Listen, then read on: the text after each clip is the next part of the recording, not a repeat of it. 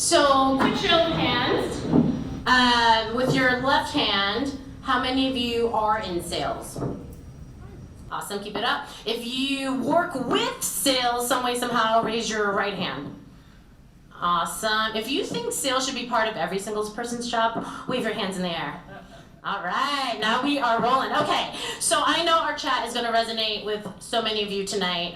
So as a former SVP of sales at Outreach, the first employee, he led the company from 0 to 250 million in ARR to 1,500 employees. And he is now CRO at Catalyst, a customer success platform here in New York City, for whom we at Workbench are very, very proud investors. So Mark Koziglo has seen almost every chapter of scale, really, which I think many of you can appreciate is very rare for most sales leaders to be able to do it. What I love so much about Mark is that you always keep it real. So I know you're gonna really give it to us straight tonight. What we really love to talk about is chapter by chapter of Outreach, the war stories you experienced firsthand. Because I know behind all the glamour of the growth of Outreach was also a lot of learning and hustling and hard work. So I also know for many of you tonight, look, it's really tough out there. I know so many of you are fighting the good enterprise fight. So hopefully you can appreciate that you are with your people tonight and to keep your heads up and keep fighting the good enterprise fight. So what we will do is use you, Mark, tonight as therapy and as tactics that you can bring back to your team. Sound good? Yeah. All right. So let us take it from the top. It is 2014. Outreach is founded. You are brought on as employee number one because the employees actually the founders couldn't afford you. So you said, I'm going to come on, I'm going to work on 100% commission. And in your first 6 months, you hit $1 million in ARR of Outreach. No big deal. What I'd love to dig into is you talking about this first chapter a little bit more. Obviously, a lot of hard stuff you cracked, and obviously some things you tried that worked really well. Yep. All right. Mine works. So hey everybody, what's up? How you doing? Good. Thanks for having me. Super excited to be here. Listen, the first year at Outreach was super interesting. I have the most non-SaaS tech background of probably anybody in this room.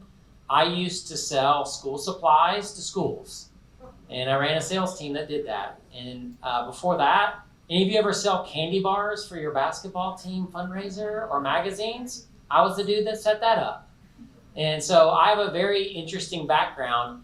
But as I was doing those jobs and driving from school to school for all those years, I was listening to podcasts about startups and tech and wondering how little old me in rural central Pennsylvania was ever going to get an opportunity to get into what I felt like was something that I could really help with. And so one day, my boss called me and said, hey, Mark, we don't have a position for you anymore. We're restructuring the company. We're going to keep you on for a little while. But we need to figure out what your future is going to be like. And so I started to get very nervous. And so what I did is I took all of my salespeople that had been laid off and I formed my own company. And I started going to tech companies and saying, hey, we'll be your first sales team. 100% commission. If we don't perform, then guess what? You don't pay us. And I started to sign up customers because that was stupid. Everybody realized that and took advantage, but I did actually start getting some really great results for companies because I had met this guy named Manny Medina, and a friend of mine had introduced me to him. It was like a 1 in a billion chance. Somehow we met each other, and Manny is the CEO of Outreach. And Manny and I became friends, and after a little while, I started to say, Manny, why am I not selling Outreach? And he said, well, we can't afford you. And I said, okay, I'll do 100% commission. He goes, we can afford that.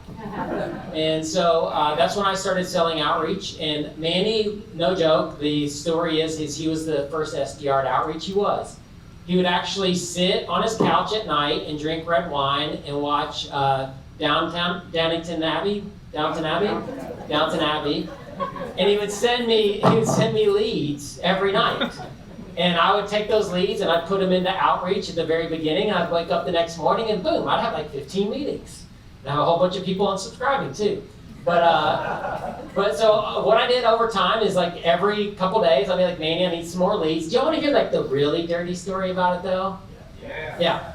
Do you guys know that Outreach has a pretty big competitor based in Atlanta called SalesLoft? Do you know that SalesLoft used to have a product before what they had now called Prospector?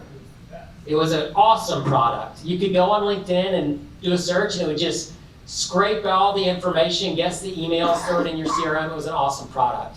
Well, Manny would actually call his founder friends that were on the original price plan of SalesLoft Prospector and say, hey, do you have any credits left over this month? And then we built Outreach on Prospector credits. So all our leads SalesLoft gave us in the beginning. Thank you, SalesLoft. So that's what I do every day is I would take these leads, throw them into Outreach, and I do my meetings. And then at the time, my son was in gymnastics, so I'd sit in the gymnastics parking lot during his grueling 4-hour practices, and I'd pirate their Wi-Fi, and I'd do deals in the parking lot of the gymnastics gym. And that's basically what we did until we got to $1 million. And so at that time, Manny's like, hey, I think we can actually raise some real money now. We raised, I think, a $2.7 million seed round or something like that, and they gave me a real job with benefits and a title and all that business. And Manny asked me to lead the sales team, and then that's what I started doing. So that was the first kind of story. So people always ask me, I just talked to somebody this weekend when I was raking leaves, they're like, hey, what do you need in a first head of sales, kind of role, like your first sales hire, what do you need? And what you need, what I tell that person, what I tell everybody is, you need somebody that just loves to work. Like work is their hobby, sales is their hobby, it's their craft. They don't really look at like putting in the hours as putting in hours. It's like, my son's into Legos. If I buy him another Lego set, he's happy. He doesn't look at it as work, right? And so I'm the same way. Like sales is my thing. I would work on the weekends. In the beginning, I was a RevOps person. I created all of our first Salesforce instance. There's still fields that they use at Outreach that I created 8 years ago. Probably all of them suck and they should be used, but still there. And you need somebody that's scrappy, that doesn't mind doing the things that it takes and building things out, and then analyzing what's working and what's not so that they can teach other people to eventually do the same thing. And so the race to $1 million is really mostly about grit. And I was really lucky in college. About 1996, I got one of my first jobs in college, and I was the dreaded credit card telemarketer. And I literally would call up people all over the United States, and I would sell them credit cards. And this was, I don't know if many of you are old enough, but this was like the most dreaded career that you could have. Everybody hated this phone call because it always came at dinner time. And so I'm not joking. I believe there was a room with like a football field-sized supercomputer that would literally dial every number, and I would sit down at my little beige IBM computer that had the orange and black screen, and I would put on my headset and I'd hit F4. When I hit F4, it would go beep, and that meant somebody just said hello. So you had to start talking. And I'd be like, hey, this is Mark from MBA America. Do you want a credit card, or whatever I used to say. And so I would talk to 100 people an hour, every hour for 4-hour shifts. I would sell 4 out of every 100 people. So every hour I was getting 96 no's. Every 4-hour shift was almost 400 no's. Every 4-day work week was almost 600 no's. That summer that I worked on it, I got 72,000 no's. I could get a shit about a no. All right, that's exactly what you need your first person to be, is they don't care about no's.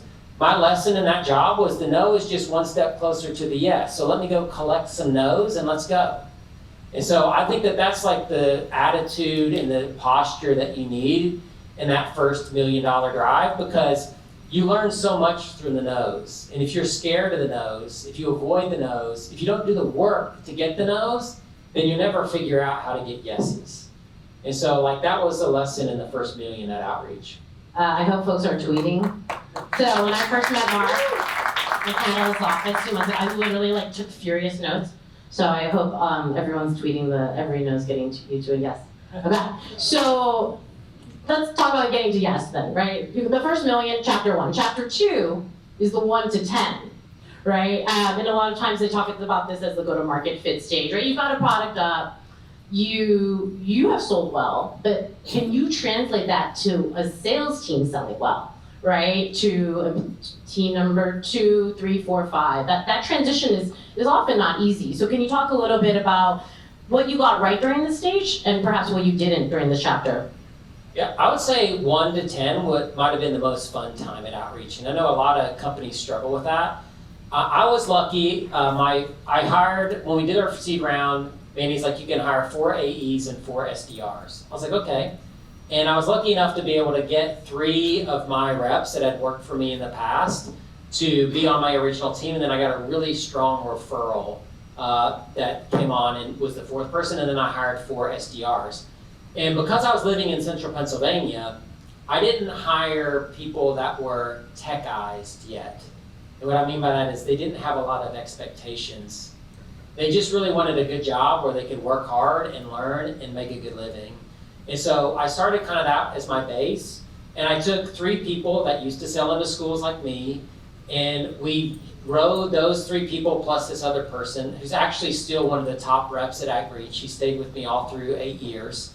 And those people actually formed the core. And what they did is they knew how I sold. They knew how I wanted to sell. They knew how I did pipeline reviews. They know how I did deal strategy.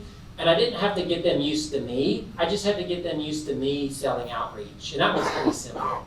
And so then what I did is, because those 4 were very self-sufficient, I could pay attention to other parts of the sales cycle, and like I could build out, oh, you need this, let me go build it, because I don't need to be on every call and babysit you in the beginning. All these people were like grown adults that knew how to work remotely, so I wasn't having to like get on calls every hour to make sure they were working. Like I'll go 2 weeks without talking to some of them, because these are people that I trusted. And those first sales hires that your head of sales makes, if they can't make hires of people loyal to them, that they've helped over the years, then you probably shouldn't hire that person. Because if every person you hire is a stranger, they have to get used to you and get used to the business. And that's just a lot to ask somebody early stage. And so those 4 people, one of them stayed with us for 3 years, another one stayed with us for 4 years, another one stayed with us for 6 years, and the last one is still there. And that's the kind of loyalty and like dedication that you have to have in that first sales team. We started to hire, by the time we got to 10 million, I think we had 12 reps. And those 12 reps, the other 7 or 8 that came on, were all so impressed by the results and the money that the first 4 were making that they just did whatever they said. And so it made it super simple for me. And so I had like my seed group, and like I tell everybody, I got a couple people here that have known me for a long time. I'll do some crazy shit, all right? And I'll ask my reps to do some crazy shit, because if you do everything like everybody else does, guess what? Like you just signal, you're just noise in the noise. You gotta be a signal in the noise. And so when they saw those 4 people and had belief that the crazy shit Mark says to do, if you just do it, it works, that got me again, that kind of street cred. And at this time, you know, I still was the #1 rep at Outreach. I would still close the most deals. I was still not afraid to get on a discovery call. I still would take the tough negotiations. I would still take the big competitor call, because I wanted to show everybody that, like, if you want to be top dog, you got to be better than me. And so that was the kind of the $10 million run. My first boss, we got hired right around 10 million.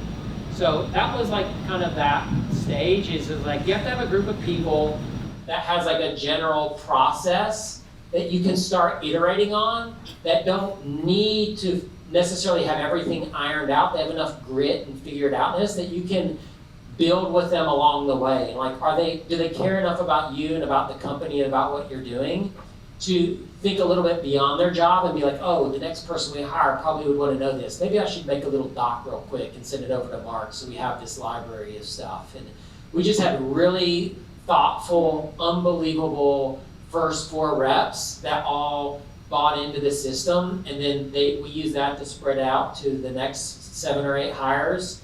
And then they, as a collective group, would just attack everything. I run a very non-traditional sales shop. I like very positive. I like people to expose their risk. I like people to talk about what they're shitty at so that we can help and support you in the right way. I always tell people, like, listen, I can only help you if you're honest with me. Otherwise, I'm going to guess at what you need, and I'm going to guess wrong, and then you're going to resent me because I'm going to give you a bunch of bad advice that doesn't work. If you just tell me what you need, I'll give it to you. And over time, if I can't give it to you, you should want to leave, and I shouldn't be the one having to fire you. And so that's kind of my general attitude towards that. And so that group became that really tight. And like we talked about when we bomb calls, when we crush calls, we'd share stuff. And it was just like a really tight group. I don't want to use the word family, I think that gets overused, but it was a bunch of coworkers that really cared about each other, and they lived the mission. And I would say the last thing at this stage that's really important is when you start to bring on people in more than one or two at a time, the sales leader has to be the most energetic, the most believing, the most passionate. They have to be like founder level if they're not one of the founders in terms of this shit is happening, y'all. Like you're either gonna get on the train or I'm gonna get somebody to be on the train because like this isn't gonna happen because you're not into it.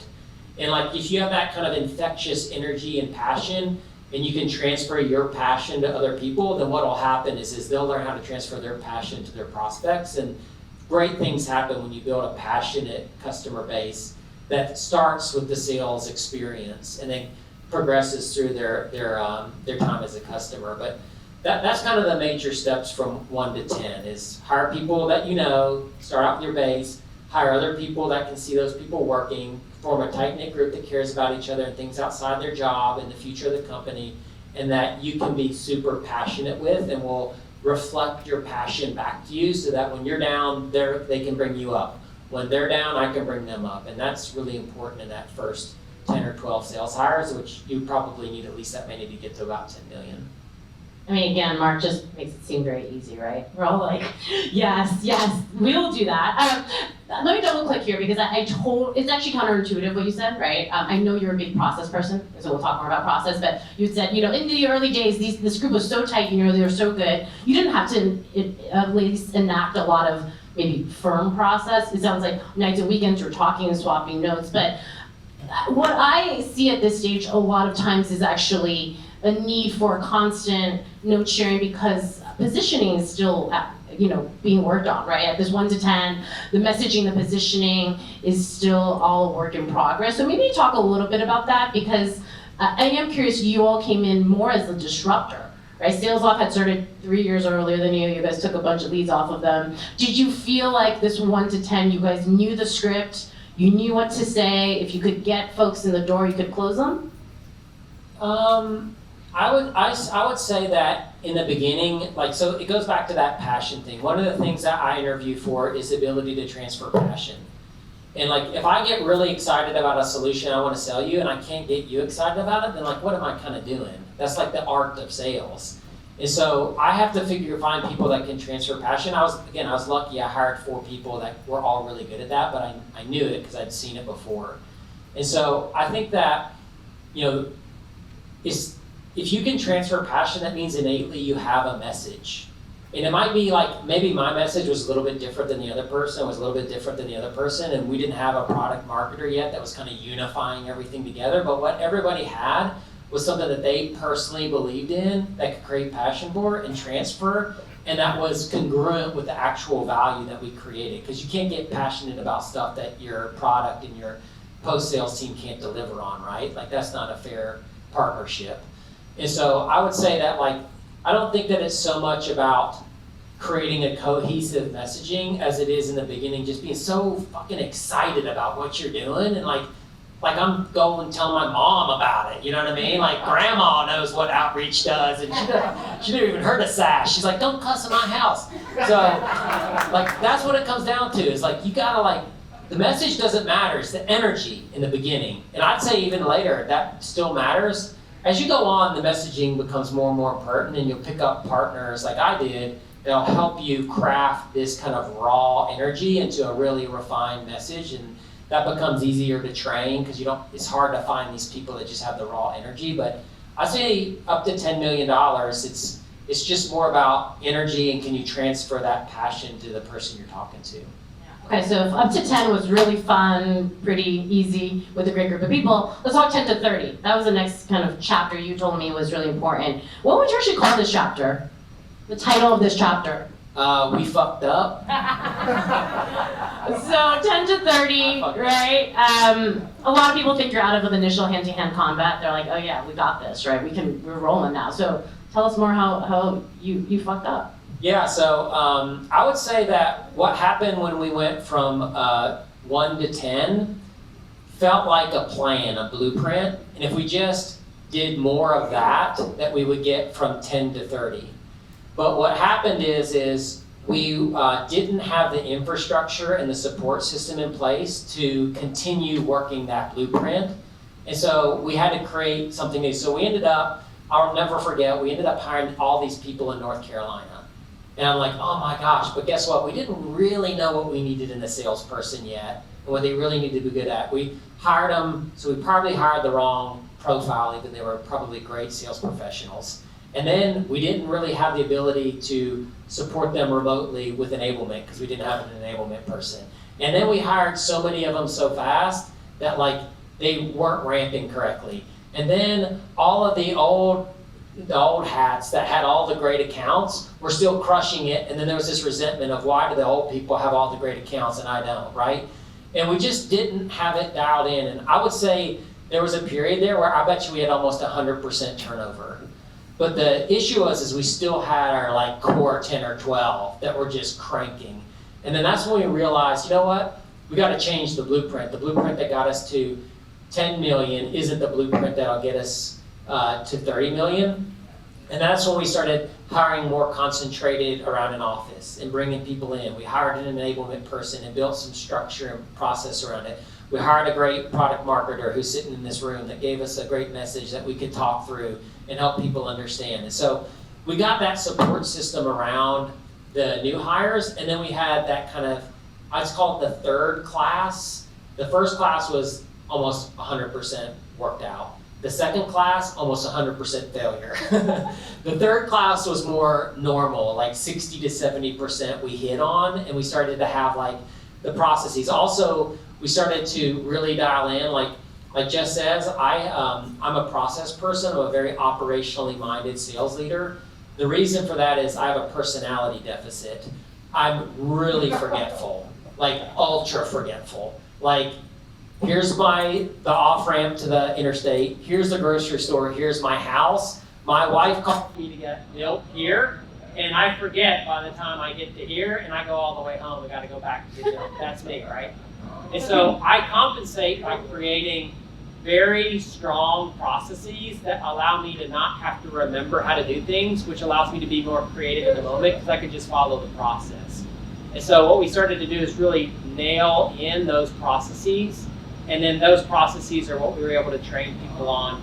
And then that's how we started to create real scale at the company. And then we hired a couple good leaders. We had another crop of reps, another one of those people sitting in this room tonight that was just kind of like, it was like the second wave of like unbelievable sales talent that was just, we probably should never have been able to hire them, but we got them in there, got them believing, and then that group really propelled us through and became like the level of leadership and kind of went on up. So that's what needs to happen between 10 and 30 is you're now establishing and perfecting the processes that allow you to scale and allow you to hire at scale. And you need that hiring class to start to develop into the leadership that you'll need to push up through to 100. And so I'd say that's a lot of what we did from 10 to 30. All right, I'm gonna break it down because these are literally handwritten notes I took when I first met you. And I know these are called cosmologisms, right? So like the first principles that Mark says over and over, and you're gonna be saying it, you're gonna be repeating it too, I promise you. So there's a few things, so and we can pick a few to dive into. So narrative demos, tell, show, tell, we should talk about that. Yeah. Mastering 5 decks. Yep. Film review. Film review. Aha banks. Aha banks? Yeah, so like the reps, like the cards that you give reps to lay down to win. I'm pretty sure you told me that. I don't know, I don't remember that one. Okay. Might have been a good one in the moment. I didn't forget for you. Yeah, he just forgot. Might forgotten the genius in that moment. So maybe, do you want to maybe pick 2 or 3 of these and just, because I think for me, you know, and we've talked about go-to-market all the time, some of these were concepts that I just thought, you know, at least it's worth hearing, and you guys can figure out for yourself if it's useful. So I would say I'm like a sales nerd. It's my hobby. I'm a student of the game. Like I don't read a ton of sales books, but when I read a sales book, like I really get into it, right? And I really read it and I try to apply it. And I still listen to some podcasts and stuff like that. But a couple things that I've learned really along the way is one is I spent about 4 or 5 months and I did 100 demos. Because I just felt like our demo, I remember when I saw outreach, I was like, holy shit, I'm gonna quit my job right now. How do I get these guys to sell, let me sell for them? And over time that happened, but I just was blown away. And every time that I would do a demo at outreach and somebody wasn't blown away, I'm like, what the heck is wrong with this person? And then I finally thought, well, maybe my demo sucks. And so I was like, all right, well, there has to be a better way to demo. And that's when we started to really try to create a narrative-based demo. And what most people do is they do click, show, tell. I'm gonna click on this, I'm gonna show you what it does, and then I'm gonna kind of tell you about it. And it's super boring, and you know what it is? It's information transfer. And you know how much people care about information transfer? Go listen to your middle school student, your niece or what kid or whatever. They could give a shit about information transfer, and it doesn't get any better as an adult. You know what really works? Creating belief. And you know the best way in human history to create belief is to tell a story. If you don't tell a story, you won't create belief. You'll just transfer information, and that's mildly useful. And so we started doing more narrative demos where we'd be like, all right, let's say that I'm an SDR. I walk in the morning at 8 a.m. I don't have outreach, so I grab my coffee, I visit with a couple of my buddies, I sit down at my computer at 8:15, I look at my calendar, it tells me what I need to do today. Then I go check my email, I check Slack, oh, there's an email I need to deal with, and I'm not quite sure how to deal with that. Oh, I got a meeting now, I have a meeting. You know what, now it's 3 o'clock and I haven't done shit all day long. All right, that's the typical existence. But if you have outreach, you sit down with your cup of coffee, visit your friend, 8:15, here's a list of everything I can do today. Might as well do it. And that's what happens. And so you craft the demo to be a story. You craft it to be a narrative. And through the story, you transfer belief. The purpose of a demo isn't to close a deal. Yet almost every sales rep on the planet demos like they're trying to close a deal. The reason you're doing a demo is to create belief to do the work of a business evaluation. So if you can get somebody to believe enough in that we can maybe solve this, then they'll actually do the work it takes to figure out how to close the deal internally, and that's the real work, not you doing the selling. It's figuring out how can you take, Mandy always taught me this, that a company is a political machine bent to not purchase stuff. And so you have to get people to put their political capital on the line in order to overcome that inertia of doing nothing. And so that's where you have to be really careful, and you have to create belief. Belief is the only currency, the only trump card that outweighs inertia.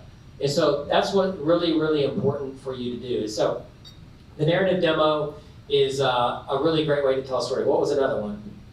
Mastering 5 decks. Oh, 5 decks. So part of the business was a transactional part of the business, sub 30-day sales cycles, 20K ACV. I hired who I believe to be the best transactional sales leader on the planet, who was managing SDRs, who came in to help me figure that out with another leader that we had at the time. So we're sitting down, we're figuring it out. And this guy starts to get really into, man, I think transactional sales is 90% science. And I think we can architect away. So we created something called the 5 decks. And there are 5 decks in the sales process: the demo, or the disco deck, the demo deck, the negotiations deck, the value creation deck, and the onboarding deck. And he got it down, he said, listen, if you just master each deck, you can win at a 30 to 35% win rate, you will crush your number. And so all we did is we got transactional salespeople. Their whole enablement was let's just figure out how to master this deck. Now master this deck, now master this deck. And so the 5 decks was the way to scale training for transactional salespeople. It does not work very well for consultative enterprise deals, but if you're in a transactional business, getting people to understand this meeting is about this, you accomplish these things, and then you ask for the next meeting to accomplish these things, and the deck is your guide as a young seller on how to accomplish that in the conversation. And so the 5 decks was an awesome thing that this guy named Nate Brim invented that I stole. And so this is where it's very good. So what I'd love to really dig in here is, again, sales off is is, out there in the world, and you guys are out there in the world, and you're ostensibly going head to head on a lot of deals. And can you just talk a little bit more about this neck and neck battle and where their product was versus your product, and how did you, sell when it was very competitive and very close, it sounds like? Yeah, so SalesLoft had a product and a business, and their product actually violated LinkedIn's terms of service, so they had to pivot. And so Outreach was probably about a year ahead of them in developing sales engagement. And so, SalesLoft had a team and devs, and they have a lot of passion and heart. And so they kind of started to get close to us. So what we did is we call it kind of inch warming. What would happen is we'd have this big differentiation gap. We would win deals way more than they would, and we would get a 30 to 50% premium on pricing. And they were really good at figuring out while we were winning. They would race and close the gap. Now, they would close it in a shallow way, I can check the box that we do that, not the deep way that we were thinking about the problems and innovating, and they'd close the gap. And then we would win less. We still win most of the time, but we'd only get 10 or 20% premium in a deal. Then we would innovate and the gap would increase, and we do that. And it was just probably 4 or 5 cycles like that. And to SalesLoft's credit, we had them on the road 3 times, and we just couldn't do what it took to knock them out. A lot of you probably don't remember ToutApp. We knocked out ToutApp. A lot of you don't remember PersistIQ. We knocked out PersistIQ. These were all people that were considered equals for a while. And we went through about 4 or 5 competitors, and we just knocked them out. But SalesLoft kept getting off the ropes and punching back, and to their credit, they're still a great company doing great stuff. I think, though, that the thing is that we had a really strong product team that realized what they needed to do was they needed to give us just enough differentiation to be able to make SalesLoft close the gap so that we could be the premium innovating solution in the space. And then when they caught up, we just needed to go again. And so that cycle worked really good. It's still working really good if you ask me. But I would say the main thing about competition is this. 1, don't talk bad about your competitors. Nobody looks good with that. Some people will get in the mud. And if they are willing to, that's cool to do that. The second thing is every time that you talk about a competitor, guess what? You're subconsciously reinforcing their choice there. So don't even talk about them. It's not about choosing you or the competitor, it's about solving their problems. So we just talk about their problems. And if you talk about their problems more, you create more belief, then they'll buy you, right? And so those are things a lot of times is people will just kind of rag on the competitors. And I think that it creates a weird buying experience. Some people actually react really negatively to it, and it's counterproductive. But in general, it's just it just shows you're weak, right? It's somebody starting an argument with you and you taking the bait. I don't need to take the bait. I'm above that. What did Michelle Obama say? When they go low, you go high. Same sort of thing. Let them get down in the weeds with everything. I don't need to do that. I'm trying to solve your problems. Every time they bring up a feature, the thing to say isn't oh, we do that feature better. It's tell me how that feature you think solves your problems. And point them back to its inability to solve the problem as good as your stuff. Awesome. So I only have a few more questions, and then we're going to open it up to everyone. But I do have to ask, given this is the Enterprise Tech Meetup, you talked about the 5 decks. It was a little bit more for the transactional sales, maybe SMB mid-market. But for enterprise, can you talk a little bit about how Outreach moved up market to enterprise? Yeah, so I would say in the beginning, we got very lucky and won some enterprise deals. I wouldn't say that it was anything that we were doing special. We just happened to find some accounts that were willing to be early adopters and do a few things. I would say, honestly, at Outreach, I don't know if we quite figured it out. I think enterprise sales is probably one of the hardest jobs that you can do. And really what it's about is how much is that rep dedicated to living inside that company. We had a sales leader that lives here near New York named David Rubenstein, and he used to tell me a story all the time about how he sold to Procter & Gamble. And by the time he got the deal done, he had his own badge and people thought he worked there.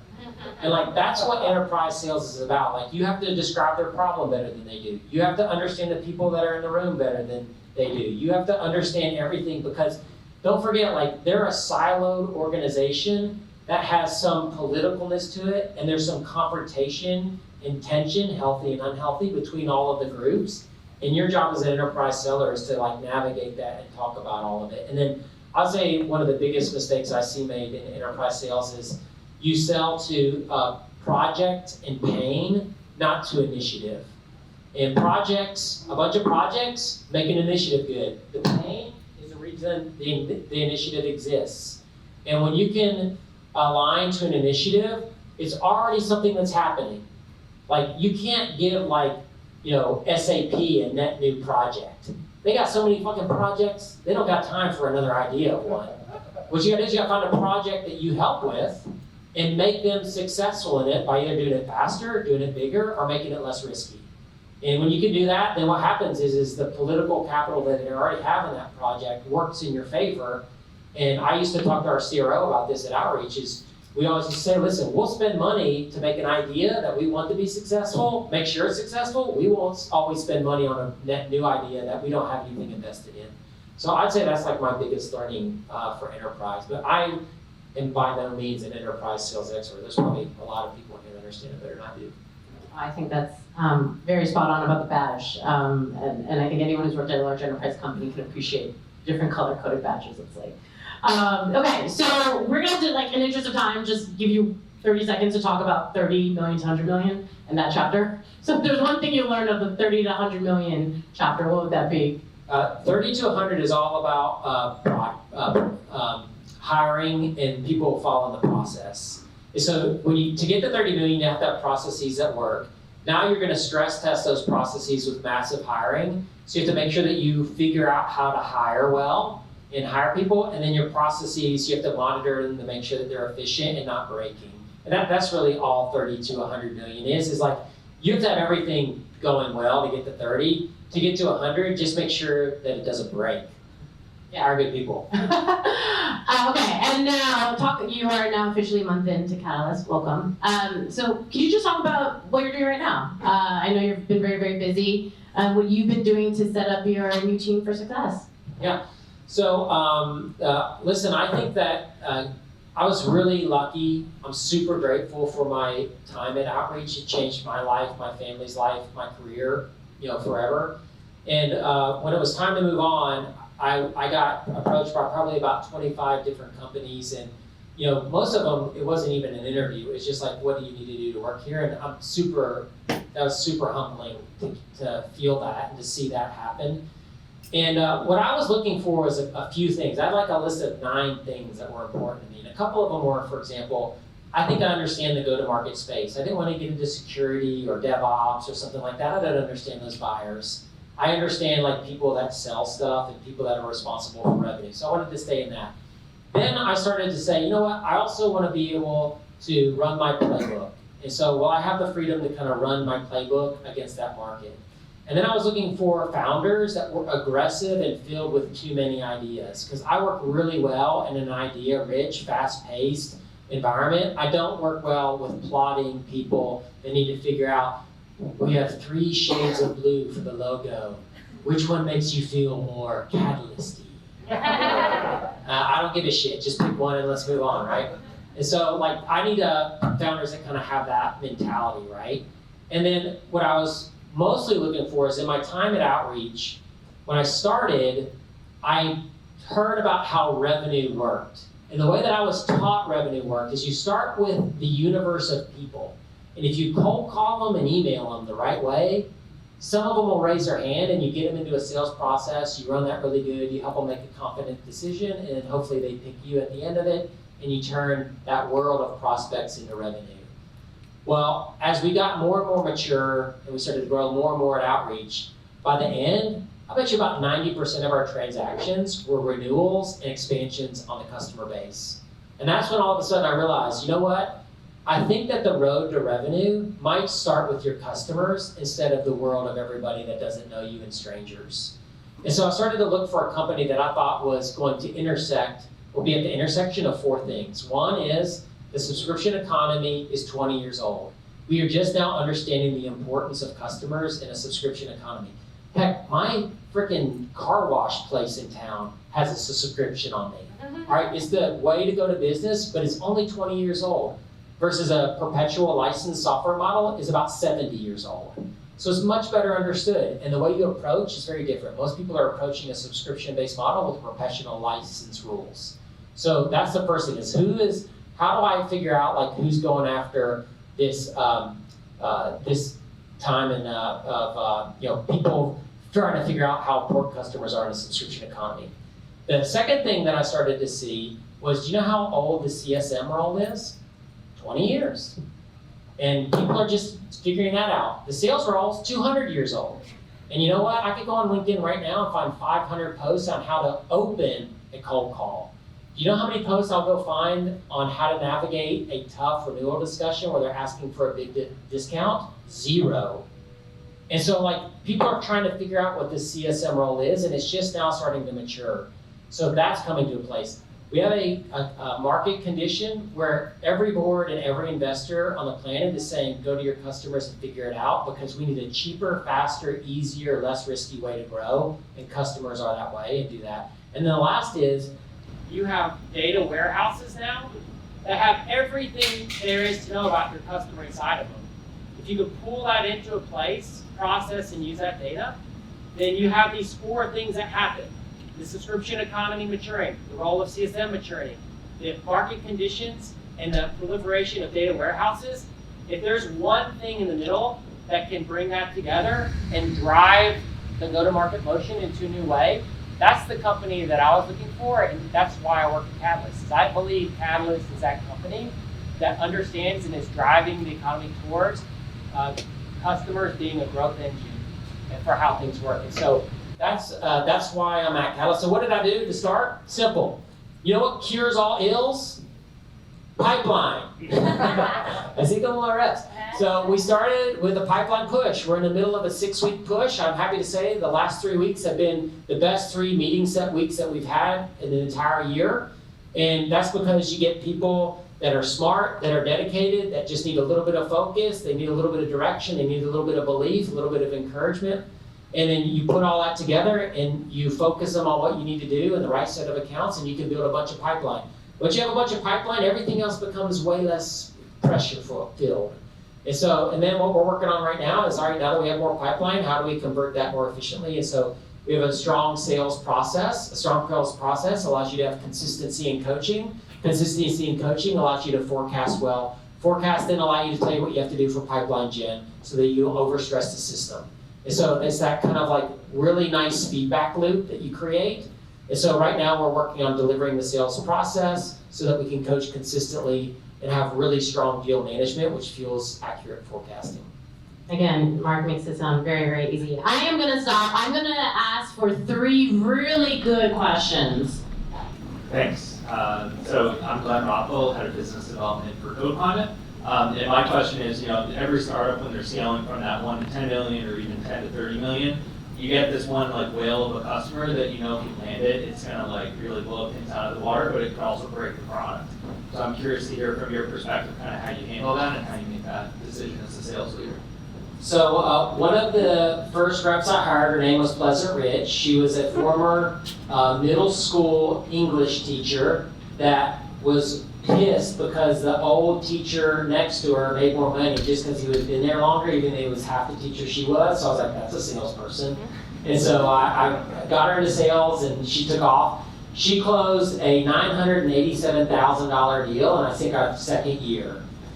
We didn't have $987,000 of customers if you added them all together. There were users at that company that we didn't do it. And we struggled with them for 3 or 4 years. We got them to renew once, then we got them to renew after a big contraction once, and then we finally kind of were dealing with the breadcrumbs, and then our champions left, and we weren't able to keep them, and we've never been able to get them back. But like, what I think the big deal did is it did in some ways break the company, but what it caused us to do is it caused us to believe. Like, we can win $1 million deals here if we just get it right. And I think that that's more important than worrying about the breakage. But I wouldn't say like that's something that we necessarily hunted out. Like it came through an SDR setting a meeting and outreach. We didn't have marketing forever, so everything was outbound generated through an SDR team. And so that came in, and we just worked it the right way. And I had an unbelievable rep that was able to close a huge deal. But like I think that don't avoid the big deals because they create a lot of belief. I also wouldn't go looking for them because they'll eventually find you if you're doing a really great job with your sales process and your selling. Hi, Mark. What you said about pipeline really resonated. Can you talk a little bit about choosing your customer through deal qualification? Yeah, so I think that it's really important in the beginning to have a strong definition of your ICP, your ideal customer profile. Those are the firmographic, meaning employee size, geography, industry, and technographic, meaning the kind of technology that they use, a combination of those. And if you have a really good rev ops person like we do at Catalyst, then you're able to just do some data pulls, and don't forget, Zoom info. Zoom info and other data sources are only 60 to 70% accurate. So you're never going to get 100%. At Catalyst, we pulled about 3,300 accounts that we feel like represent our next $20 million of revenue. And those are the accounts that we go after with everything that we got, right? So we send the SDRs after them, we send AE after them, we direct demand gen in that direction. And so we're going to live or die by these 3,300 customers, but they're awesome logos with people that are growing fast, that have all the right technology proof points, that have all the right firmographic proof points. And what happens a lot of times in the beginning is you say, you know what, this company has a competitor. This company says that they don't have this, and you give up on those. And you have the opposite. Like everybody that has a competitor is your future customer because they have budget, and if you're disruptive and good, you should be able to rip them out eventually. And this no company, we call them white whales at Outreach. There were companies we could never sign. There were companies that we signed after 8 years. I remember one time we set a meeting with somebody after 715 phone calls, 483 emails, and 27 LinkedIn touches. So, but that's what you got to do in the beginning. Is winning a customer isn't a singular thing that happens. It is a culmination of consistent activity against a very concentrated group of accounts and contacts. And in 4 to 6 weeks, you end up with this critical mass that spins meetings off. Otherwise, you're just working with serendipitous meetings, which means, hey, Mark just happened to call John. John just happened to pick up. John happened to be in a good mood. Mark happened to have his smooth DJ voice on doing his cold calls. and then he happened to have a script that mattered. And then John happened to have his calendar handy. John happened to have time that my AE happened to have. That's to a happenstance. You can't build a company on happenstance. So you have to create critical mass meetings by working that very concentrated group of accounts and contacts over time. It takes about 4 to 6 weeks for that to start really paying off. So that's what I'd say. Choose your ICP wisely. Last question. Hey Mark, my name is Steve. Thank you very much for your talk today. Definitely the message about the demo being a sell for the belief resonated a lot better than selling the product. So thank you very much for that lesson. So my question to you is, a lot of the talks you went over today would have to do with the big picture strategic tips. I wanted to ask you, I'm in a similar shoe now, going from a 0 to 10, the first 4 sales reps. I would wanted to ask you, what would be your top 3 or your most important 3 questions that you would ask your reps in order to vet them and get the right reps? Okay, so this is about interviewing. So I'm lucky one of my guys that we sat down and whiteboarded out the ultimate way to interview sales talent is in the room. And so I'm going to borrow from that whiteboard session. All right, here's the deal. Most people interview like shit. Hey, why are you looking to make a change? Oh, how did you hear about us? Oh, do you work hard? I mean, come on, y'all. They're a salesperson. They can answer those questions, all right? So what you need to do is you need to figure out what are the key things that you care about. At Outreach, one was work ethic. You gotta grind. If you're gonna grind, you ain't gonna fit in with our culture, so don't even get started. One was, can you transfer passion? You heard me talk about that. One was coachability. So what we did is we sat in a room and we crafted how can we ask a question that actually shows somebody's work ethic? And we would develop a question let me give you an example on coachability. Most people say, are you coachable? Tell me a time where somebody coached you and it really paid off. That's a bullshit questions, all right? Let me tell you a great question. All right, you're talking about coachability and this is what you do. You say, hey, you know what? tell me what your number one objection is at where you work right now. And it's pride, so this competitor, that. Whatever they say, doesn't matter what they say. You say, okay, why don't we just really quickly do a role play, and I'm gonna give you that objection, and let me see how you overcome it. And you know what coachable people do? They lean forward, and they're like, give it to me. You know what uncoachable people do? They cross their arms like this and say, okay. And they immediately give you the nonverbal signals that they don't want to get into this. And if they don't want to get into it with you, they're not going to want to get into it with customers. So then you do the little role play. Oh, I love how you told everything. You guys seem like a great product. You're too expensive. Whatever they say, doesn't matter. You say, that was really good. Sounds like you get that a lot. You got it figured out. Really cool. Real quick, would you mind if I gave you a little bit of coaching? I know that's weird in an interview, but you cool? Guess what happens again? You get the second nonverbal tics.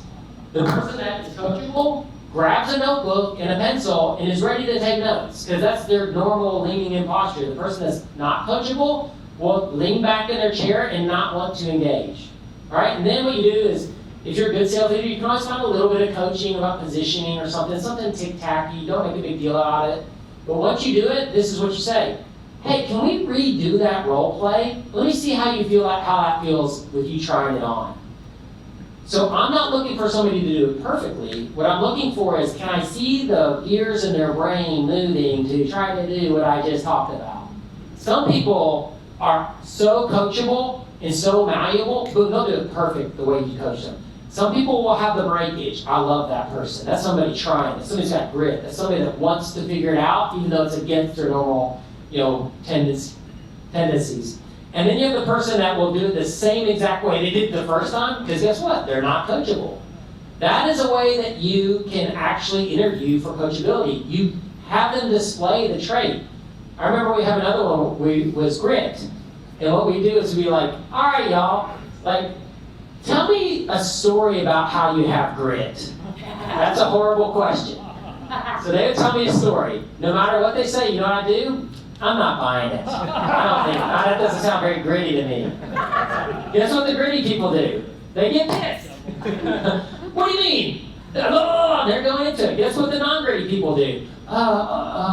Okay, let me figure out another one. There's no grit there. And so that's another great example of how to do a thing. Here's another one. About work ethic. I love these. These are like my favorite. So let's say you want to do about work ethic. Do you work hard? I don't know. Yes, sure. Well, I think that people that work hard all have a story in their life where they decided to work hard. Work ethic is a decision, not a characteristic. And so I still remember when I was, in my young 20s, 2 kids, wife's, taking care of the kids. I walk up to the kitchen sink and there's dirty dishes in the sink, and I'm like, man, I fucking hate dirty dishes in the sink. I have never, maybe 1 or 2 times, left dirty dishes in the sink from that day on. I do the dishes every single time. And I don't just wash them, I dry them and I put them away. And guess what? My kids, they don't leave dirty dishes in the sink. My wife gets to, because she's the queen, right? So nobody says anything about my wife leaving dirty dishes. So anyway, that's a story, right? And I have a bunch of stories like that. I can come up with them immediately, because work ethic is a decision I decided and I can map back when I did it. So if you ask people, tell me about the story that your friends or partner, whoever, help you tell me that you're a workaholic or that you have great work ethic, and they struggle to find a story or they look for it, I know right away they probably don't have it. I'll never forget the dude that was like, oh, my dad was an immigrant from Eastern Europe. He grew up on a farm. He moved to Chicago. He worked his ass off and he bought the 2 houses next to us. He tore them down and he created his own farm inside downtown Chicago. He made me get up every morning at 4 a.m. to work the farm, and he paid me $10 for every day I did it. And he's like, one day I was 16, I woke up and I'm like, I'm not working the farm today. I'm going out with my friends. So he went and talked to his dad and he's like, Dad, guess what? I don't want to work the farm today. You don't have to pay me. Guess what his dad said? You're working today for free. And he goes, ever since then I realized how important work is. It mattered to my dad that I was there. And he's like, I understood that if I worked hard with them, but it meant something to him. And that was the day that he decided he was going to have work ethic and be a hard worker. So interviewing is simple. If you just sit down for a second, you're like, what is a way that I can get somebody to show me or tell me what's actually going on versus just asking them if they have it, because it's easy and lazy. I told you guys it was gonna be great, right? Can I get a round of applause? Is therapy was freaking. Thank you for therapy, Mark. That was awesome. I can't wait to see all the tweets. Can I get Catalyst to raise their hands? We got the Catalyst crew rolling in deep, and they're gonna be around. And if you want to hear more mic drops like this, be sure to follow Mark on LinkedIn, because this dude pumps out more good content than anyone I've seen maybe than other than Catalyst guys. Thank you, Mark. Seriously.